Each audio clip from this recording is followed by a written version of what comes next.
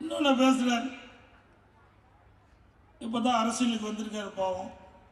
அவர் நாணவாதியம் மறந்து விட்டது. யார் உங்களுக்கு தெரியும்? உதயநிதி ஸ்டாலின் ஏதோ பேசிட்டு இருக்கார். இன்றைக்கு பேசுகிறாரு ஒரு கூட்டத்தில், ஒரு திருமண நிகழ்ச்சியில் பேசுகிறாரு. நான் கேள்விப்பட்டேன். திராவிட மாடல் அரசின் சாதனைகள் எடப்பாடியின் கண்களை உறுத்தி கொண்டிருக்கிறான். கண்ணெல்லாம் நல்லா தான் இருக்குது, என்னெல்லாம் உறுத்தல.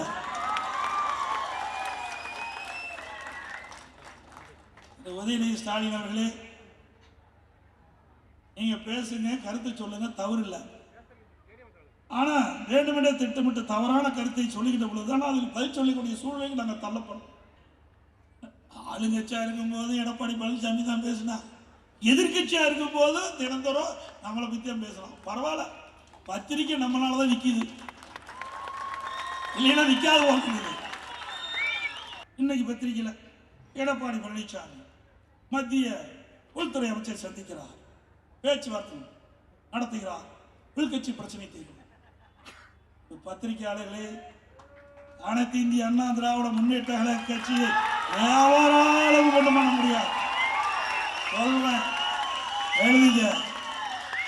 எங்களுக்கு ஆட்சி அதிகாரம் இருப்பதை விட தன்மானம் தான் எங்களுக்கு முக்கியம். அது ஒரு முள் இம்மி அளவால் நான் விட்டு கொடுக்க மாட்டேன். சில பேரை கைக்கூலியாக வைத்துக் கொண்டு ஆட்டம் போட்டு இருக்கிறீங்க. அந்த கைக்கூலிகள் யார் என்று அடையாளம் காட்டப்பட்டு விட்டோம்.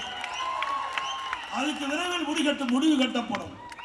சில பேர் அனைத்து இந்திய அண்ணா திராவிட முன்னேற்ற கழக ஆர்சி கவிழ்ப்பதற்கு எதிர்த்து ஓட்டு போட்டாங்க. மன்னிச்சு அவர்களை அரவணைத்து துணை முதலமைச்சர் கொடுத்தோம், உயர்ந்த பதவியை கொடுத்தோம். மீண்டும் அவர்கள் திருந்த பாடில்லை. புனிதமாக அதிமுக கோயிலாக இருக்கின்ற அந்த தலைமை கழகத்தை அடித்து நுரைக்கி மற்றவர்களை கட்சியில் சேர்த்த வேணுமா? அது தொண்டனுடைய சொத்து. தலைமை கழகம் தொண்டனுடைய சொத்து.